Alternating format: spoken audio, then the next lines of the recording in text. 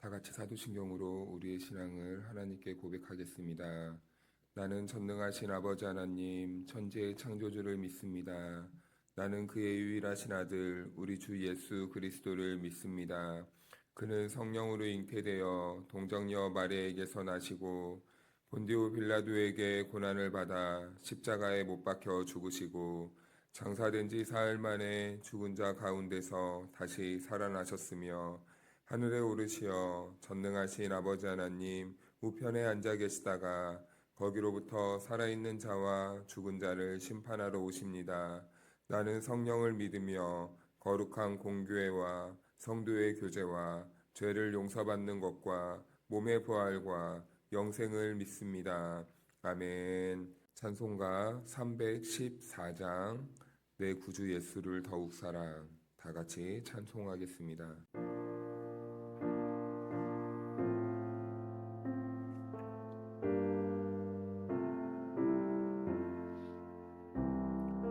내 구주 예수를 더욱 사랑. 엎드려 비는 말 들으소서. 내 진정 소원이 내 구주 예수를 더욱 사랑, 더욱 사랑. 이전에 세상 낙 기뻤어도 지금 내 기쁨은 오직 예수.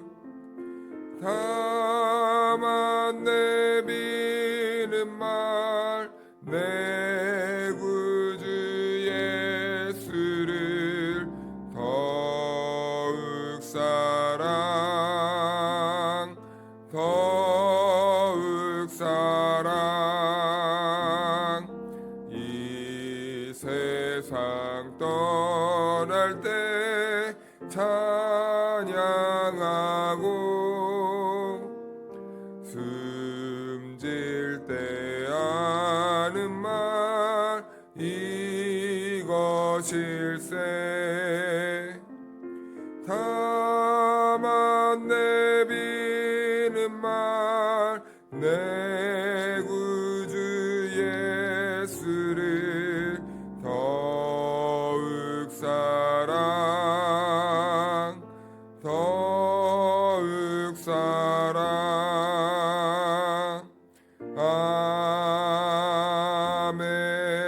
아멘. 오늘 우리에게 주신 하나님의 말씀은 열왕기상 3장 25절에서 28절 말씀까지입니다. 왕이 이르되 산 아이를 둘로 나누어 반은 이 여자에게 주고 반은 저 여자에게 주라.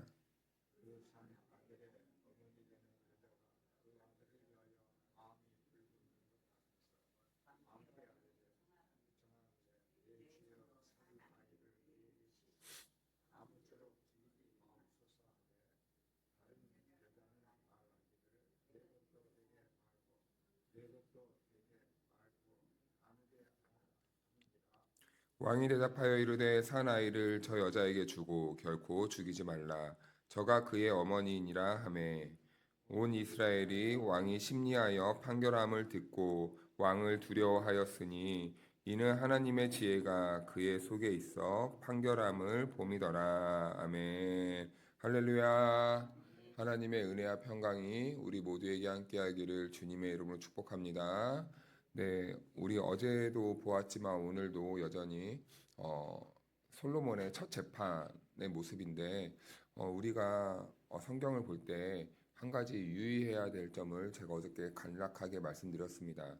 성경을 우리가 볼 때는 여러 가지 이야기가 혼합되어 있는 것처럼 보이지만 결국에는 그 말하고자 하는 목적지는 하나라는 거예요.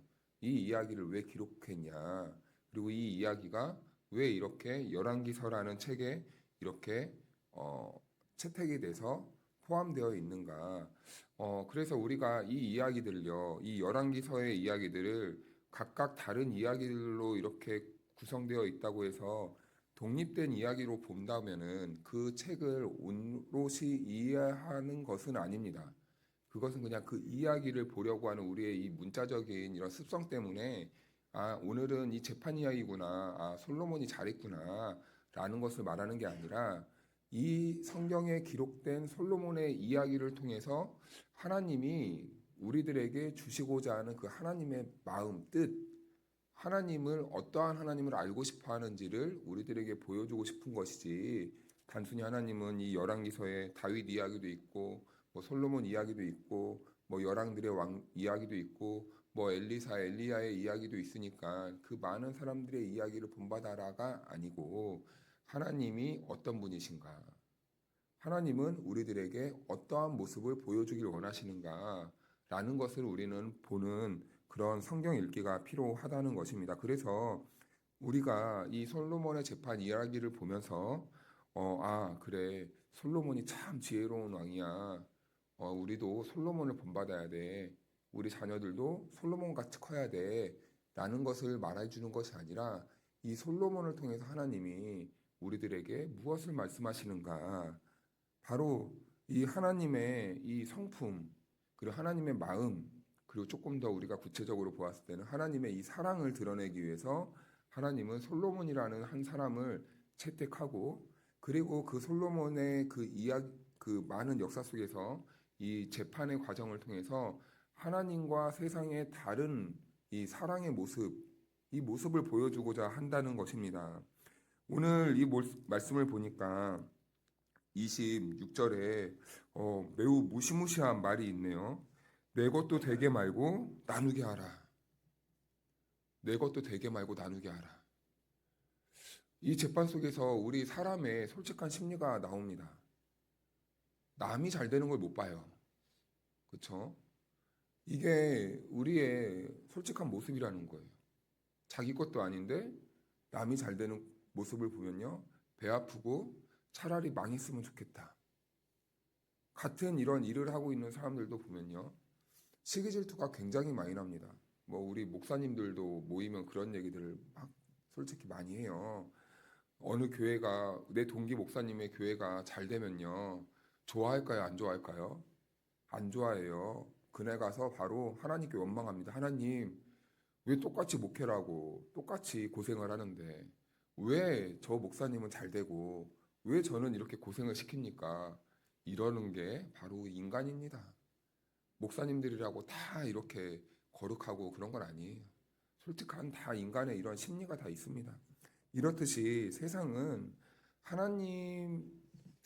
항상 이런 모습을 보여요. 네 것도 되게 하지 말고 차라리 그럴 거면은 그냥 없애버려라. 없는 게 낫다. 같이 죽자는 거죠. 그런데 이 이야기를 보면요. 하나님께서는 자기 아들을 살리기 위해 이 어머니는요, 아이를 살리기 위해 자신을 포기하고 자기의 모든 것을 이렇게 다 내려놓았을 때 그 아이도 살고 그 어머니도 사는 이런 아이러니한 모습을 보여주게 되는 거죠.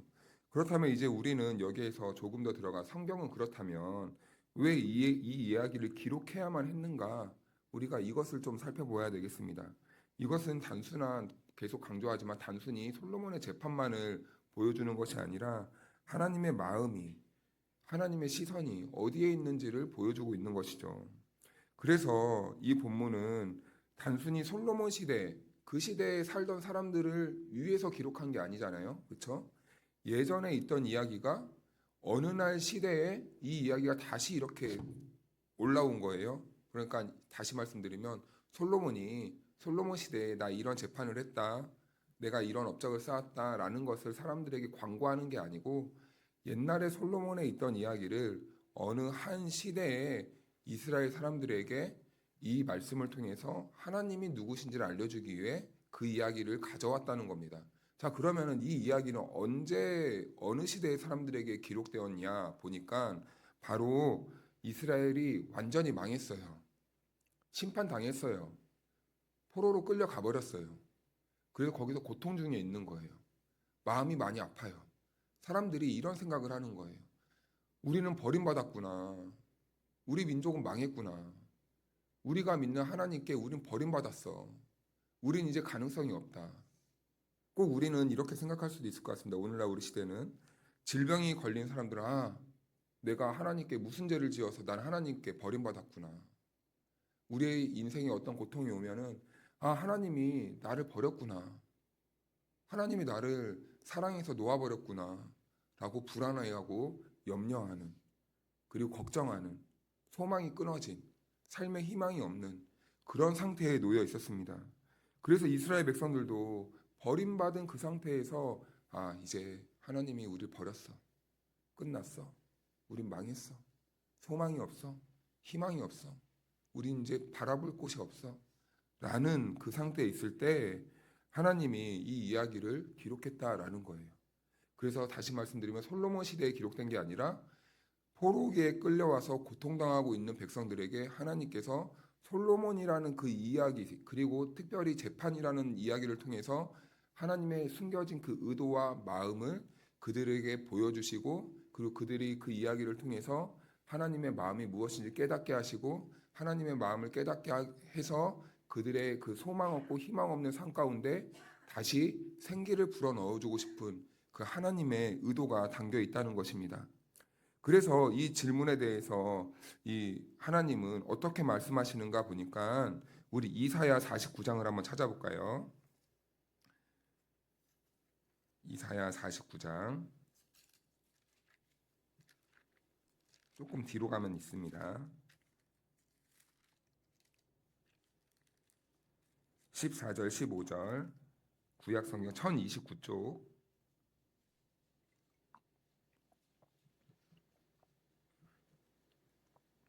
오늘 이 질문에 대한 답이 나와 있어요. 이사야 49장 14절 15절 우리 한 절씩 교독하겠습니다. 오직 시온이 이르기를 여호와께서 나를 버리시며 주께서 나를 잊으셨다 하였거니와.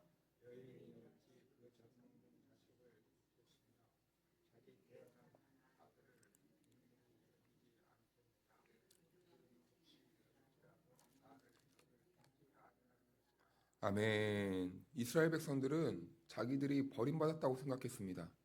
이사야의 말씀을 통해서도 그때 포로기로 끌려갔던 사람들의 이 솔직한 심령이 나와 있어요. 우린 버림받았구나.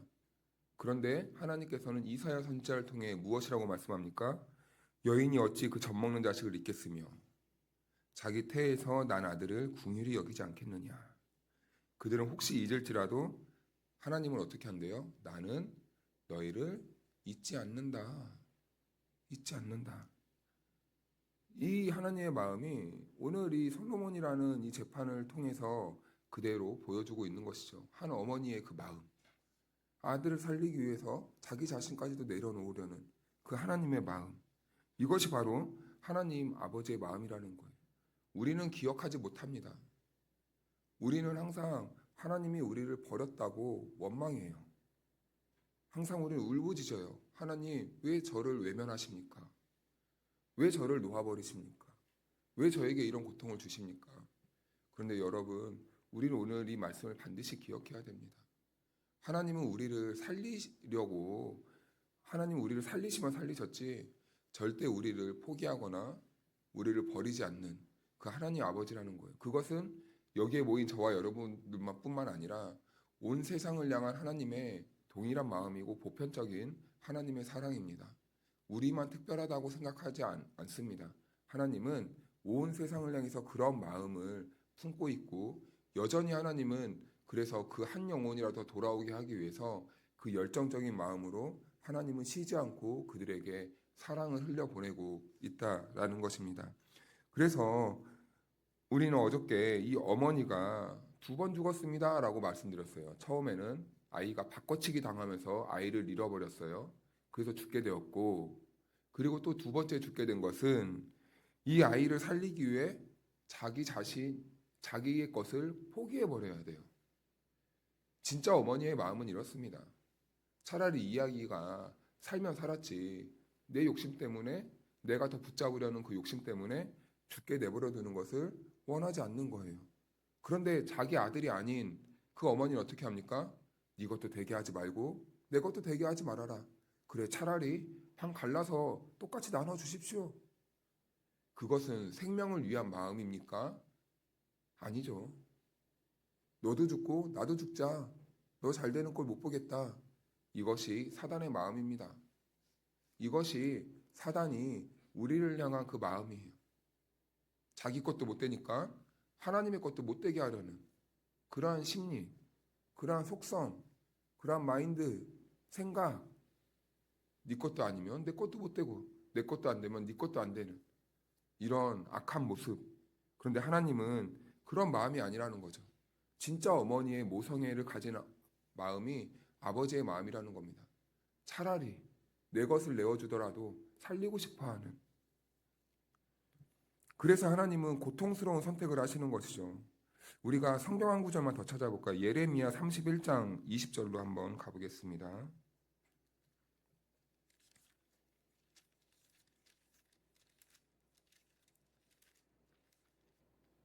예레미야 31장 20절. 구약성경 1101쪽입니다. 1101면 같이 읽겠습니다. 시작. 에브라임은 나의 사랑하는 아들, 기뻐하는 자식이 아니냐. 내가 그를 책망하여 말할 때마다 깊이 생각하노라. 그러므로 그를 위하여 내 창자가 들끓으니 내가 반드시 그를 불쌍히 여기리라. 여호와의 말씀이니라. 아멘. 하나님은 단순히 이 세상을 판단하시는 분이 아니에요. 재판하셔서 잘잘못을 따지기 위해서만 이 땅에 오시는 분이 아닙니다. 그래서 요한복음에도 보면 하나님이 이 세상을 정죄하거나 심판하러 오신 분이 아니라고 말씀해요. 하나님은 이 세상을 사랑하셔서 자기 아들을 보내시는 분이 바로 우리 하나님 아버지입니다. 그래서 예레미야 말씀을 보니까 내가 반드시 그를 불쌍히 여기리라. 근데 그 전에 보니까 그를 위하여 내 창자가 들끓으니, 이것은 예수님이 이 세상에서 오셨을 때 사람들을 끌고 다닐 때 배고파하는 사람들을 봅니다. 그때 예수님이 그들을 향해서 먹을 것이 없어 배고픈 사람들을 향해 가진 심정이 있어요. 불쌍히 여겼대요.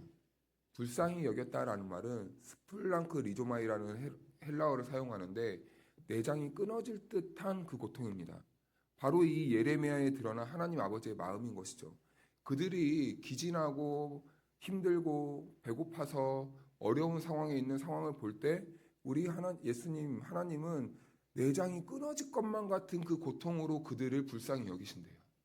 얼마나 들끓는 그 하나님의 마음과 사랑을 표현해주고 있는 그 마음인지 모릅니다. 불쌍히 여긴다. 내장이 끊어질 것만 같은, 뒤틀리는 것만 같은 그 아들을 보면 잠도 안 와요. 그 아들을 보면요, 막 속이 막 불이 일어나고 막 끊어질 것 같고 고통스럽고 그 아이의 고통이 내 고통 같은 그런 마음으로 바라보시는 분이 바로 하나님 아버지라는 분이 아버지예요. 그분이 바로 우리의 아버지고 우리가 믿는 하나님이라는 겁니다. 이 하나님의 마음은 결국 어디에서 가장 분명하게 드러나냐면 십자가에서 드러나는 거예요. 우리를 사랑하시는 하나님, 우리를 포기하지 않는 하나님, 우리를 불쌍히 여기는 그 하나님이 우리를 살리기 위해서 십자가에 자기 자신을 걸어버리는 거예요. 우리를 살리기 위해 자기 자신을 사는 게 아니라 자기 자신을 오히려 우리를 위해 내어줘 버리는 거죠. 이 어머니가 아들을 살리기 위해 놓아버렸던 것처럼 우리 하나님도 우리를 살리기 위해 그냥 자기 자신을 포기하는 듯한 그런 모습을 보여주고 있는 것이죠. 그래서 야고보서 2장 13절은 이렇게 말합니다. 긍휼은 심판을 이기고 자랑하느니라. 긍휼은 심판을 이긴대요. 다르게 말하면 사랑은 심판을 이기는 거죠. 심판대로라면 우리는 어떻게 돼야 됩니까? 둘로 나뉘어야 돼요. 옳고 그름을 분명하게 나눠야 됩니다. 우리는 잘잘못을 분명하게 탁 칼로 쳐야 돼요. 그런데 우리 하나님은 그것이 아니라는 거죠. 긍휼로 심판을 이겼다는 겁니다. 사랑으로 심판받은 우리들을 건져냈다는 겁니다. 그래서 우리가 살게 되었다는 거죠. 그래서요, 이 솔로몬의 이야기는 단순히 이것은 물론 솔로몬의 지혜의 이야기로 보아도 됩니다. 그리고 한 어머니의 모성애로만 보아도 됩니다. 그래도 우리의 신앙에는 유익합니다. 그러나 우리가 거기에서 조금 더 들어가서 이 이야기에 담긴 하나님의 마음이 무엇일까라는 것을 우리가 생각한다면 이것은 단순히 재판 이야기가 아니고, 그리고 한 어머니의 모성애가 담긴 이야기를 더 넘어서 그 이야기를 통해 우리를 향한 하나님 아버지의 마음을 이 이야기에서 보여주고 싶었던 것이죠. 포로기에서 얼마나 힘들었겠습니까? 얼마나 외로웠겠습니까? 얼마나 비참했겠습니까? 우리가 살다 보면 작은 일, 작은 어려움만 당해도 얼마나 마음이 무너집니까? 내 인생도 그렇지만 우리 자녀들의 인생을 조금만 보더라도 잘 안 되고 힘들어하는 모습만 보면 얼마나 가슴이 무너져 내립니까? 그런 버림받은 것 같은 이스라엘을 향해서 우리 하나님께서는 그들을 위로하시는 겁니다. 오늘 힘들어하는 우리들에게 위로하시는 거예요. 세상은 우리를 포기하고 세상은 우리를 심판하고 정죄하지만 하나님은 어머니와 같은 그 마음으로 우리를 긍휼히 여기신다는 겁니다. 우리를 끝까지 놓지 않고 끝까지 사랑하시려는 그 모습을 보여주는 것이죠. 사랑하는 성도 여러분, 어떤 일이 있어도 우리는 포기하지 않아야 됩니다. 어떤 일이 있어도 우리 하나님은요, 우리를 버리시는 분이 아니에요. 우리를 살리시기 위해 자기 자신까지 내어주시는 하나님이라면 우리가 그 하나님을 바라볼 때 어떻게 낙심할 수 있고, 어떻게 실패했다고 단정 지을 수 있고, 어떻게 세상을 향해서, 우리 자신을 향해서, 우리 자녀들을 향해서, 우리 가족들을 향해서, 이웃들을 향해서 쉽게 그 사랑을 우리가 판단해서 놓아버릴 수 있겠습니까? 그래서 우리가 어려운 일을 당하더라도 당황하지 마십시오. 절망하지 마십시오. 왜냐하면 하나님은 우리를 향해서 여전히 쉬지 않고 그의 열정으로 우리를 구원해 나가시기 위해 열정적으로 사랑을 아끼지 않기 때문입니다. 이것이 바로 하나님 아버지의 마음이고, 우리를 돌보시고 인도하시고 기르시고 가르치시기 위한 아버지의 성품이고 마음입니다. 그리고 그 마음이 바로 오늘 본문을 통해서 드러나는 거죠. 사랑하는 여러분, 오늘 하루를 사랑할 때 세상은요, 사랑이 없어서 팍팍해요. 그런데 우리 믿는 사람들은 하나님의 사랑이 있기에 그 팍팍한 현실 속에서 우리는 그 사랑을 마음껏 누리며 살 수 있는 것입니다. 우리는 힘들어도 하나님의 그 사랑을 우리는 우리의 영혼 깊숙한 곳에서부터 끌어낼 수 있기에 우리는 그 하나님의 사랑과 만날 수 있고, 그 하나님의 사랑과 만나면 우리는 오늘 하루도 힘든 상황 속에서도 행복하게 살 수 있는 것 아닙니까? 먼저는 오늘 하루 우리가 어려운 상황 속에서도 이 하나님의 사랑을 붙잡고 풍성하게 누리는 삶을 살아가시고, 그리고 우리 안에서 이 사랑이 너무나 많이 넘쳐서 누림이 너무나 강렬해서 나도 모르게 사랑이 흘러나간다면 우리 이웃들에게 선한 영향력을 줄 수 있는 그런 아름다운 삶이 되지 않겠습니까? 그래서 오늘 하루 살아가실 때 우리를 향한 끝까지 포기하지 않는 그 하나님의 사랑을 매일매일 순간순간 기억하시고 붙잡으시고 승리하며 살아가는 저와 여러분들이 되기를 축복합니다. 기도하겠습니다. 사랑과 은혜가 풍성하신 하나님 아버지, 이 새벽에 우리를 깨워주시고 주의 말씀을 붙잡고 기도로 하루를 시작하게 하시니 감사합니다. 하나님, 우리는 하나님을 닮고 싶으나 여전히 내 생각과 뜻대로 살려는 모습이 있습니다. 사랑을 말하고 있지만 여전히 붙잡으려고만 하고 내 것을 지키려는 마음으로만 살아갈 때가 있습니다. 그것만 지키고 소유하려고만 했던 우리의 연약한 모습을 불쌍히 여겨주시고 용서하여 주시옵소서. 오늘 하루를 살아갈 때에 내 입장에서 옳은 선택만이 아니라 하나님의 입장에서 생명을 살리는 선택을 하며 살게 도와주옵소서. 하나님, 이 자리에 여러 가지 문제로 어려움을 겪는 성도들이 있습니까? 마음이 지쳐있는 성도들이 있다면 주님이 위로하여 주시고 그들의 심령을 붙들어 주옵소서. 겉으로는 괜찮아 보여도 속마음은 무너지고 있는 영혼들을 위로하여 주시고 하나님의 사랑으로 다시 그 마음을 회복시켜 일어나 수 있도록 힘과 능력을 충만하게 부어 주시옵소서. 여러 가지 삶의 문제로 가슴앓이를 하고 있는 성도들도 있습니까? 모든 근심과 염려는 다 주님께 맡기고 오직 감사로 주님만 찬양하는 입술과 삶이 될 수 있도록 주께서 선하신 길로 인도하여 주시옵소서. 하나님, 이 자리에 있는 성도들의 기도를 다 듣고 계시는 줄로 믿습니다. 여러 가지 상황과 기도의 제목으로 구하는 모든 기도에 응답하여 주옵소서. 끝까지 믿고 신뢰하며 구한 것을 이미 받은 줄로 믿고 누리며 살아가는 우리의 믿음이 되게 도와주시옵소서. 오늘 하루도 우리를 보내실 때 그냥 흘러가듯 사는 하루가 아니라 하나님의 사랑을 드러내며 사는 삶이 되게 하여 주시고, 우리가 머무는 자리마다 누군가는 위로를 얻고 평안을 누리며 살아가는 사랑을 전하는 은혜가 있게 하여 주옵소서. 우리를 생명의 통로로 사용하실 주님께 감사드리오며 거룩하신 예수님의 이름으로 기도하옵나이다. 아멘.